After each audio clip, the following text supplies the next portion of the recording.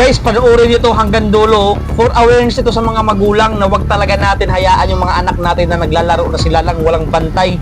Lalo na yung 2 taon o 3 taon pa lang. O, kita mo yung bata na yan, babae. Pag may kinukuha sa tubig, ayun na. Still 2 taon pa yata yan. Paano makakalango yan? Oh, yung mga kasama niya mga bata din. Ano makakatulong yun? Talon-talon lang sila.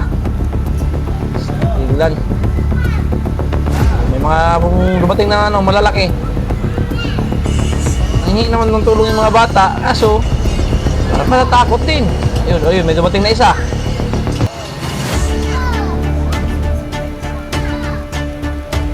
Uy, buting lakas ang loob ni kuya, oh.